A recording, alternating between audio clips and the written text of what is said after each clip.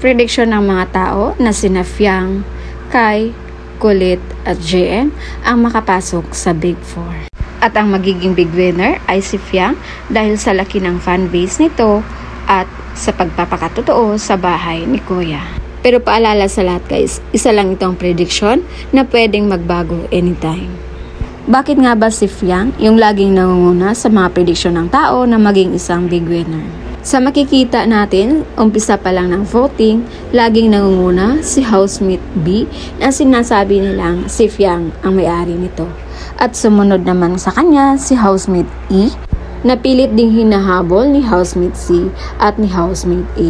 At nanatili si housemate D sa may pinakamababang percentage of vote. Sa latest update ng Pinoy Big Brother page, medyo napalayo na si housemate B sa 4 na housemates. Pero may nagbago dahil humabol si housemate C, naungusan niya na si housemate A at si housemate E. Naayon pa sa iilan pagmamay-ari ni JM ang housemate A dahil napansin nila na parang tumaas or dumami yung vote na isave si JM matapos marinig yung sa sitwasyon ng kanyang papa. Nakuha ni JM ang loob ng taong bayan kaya posible daw na makakakuha na ito ng slot sa Big Four. Dahil marami siyang napaiyak sa storya ng kanyang buhay. So ngayon guys, may nagtanong, ano ba daw ang pinagbasihan sa mga prediction ng tao na nakilala na nila kung sino-sino ang magiging Big Four? Yung iba, bumase sila sa Pinoy Big Brother page, kung saan si Fiang yung nanguna sa may pinakamaraming reacts with 57k. Sumunod sa kanya si Kai na may 30k, and pangatlo si Kulit na may 18k, at ang pang-apat na si JM with 17k, and ang panghuli si Rin with 13k reactions. Kaya dito nakakuha ng idea ang iba na si Rin nga ang matanggal sa Big Four dahil siya yung laging may pinakamababang boto at siya din yung may pinakamaliit na reaksyon sa kahit saang social media account. Naging kulilat si Rin guys sa dulo ng Pinoy Big Brother dahil halos suportahan ng lahat si Kai dahil ito lang ang natatanging pwedeng pangtapat nila kay Fiang. At isa pa guys, parehong taga Cebu, sina Kai at Rain. Kaya naguluhan ngayon ang buong Cebu kung paano nila isave si Rin at paano maungusan ni Kai si Fiang. Aminado tayo na sobrang laki ng Cebu at sobrang solido din nila sumuporta sa mga pambato nila. Ngunit nagkataon na dalawa kasi ang naging pambato ng Cebu. Kung pagbabasihan naman ang fanbase, mas lamang pa rin si Fiang dahil Luzon, Visayas at Mindanao pati mga OFW si Fiang yung gusto nilang suportahan. At ito yung patunay na buong Luzon, Visayas at Mindanao pati mga OFW ay si Fiang ang gusto. At ito yung mga video na pinost sa social media ng Pinoy Big Brother.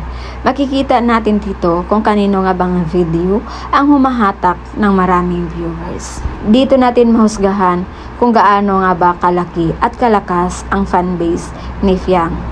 Dahil mostly sa mga humahakot ng million of views ay ang highlights ni Fiang. Dumating man ang araw, sumugin tayo ng panahon. Wala sa ating bibitaw, tiwala lang sa isa't isa. Basta't lagi mong tandaan, mahal na mahal kita.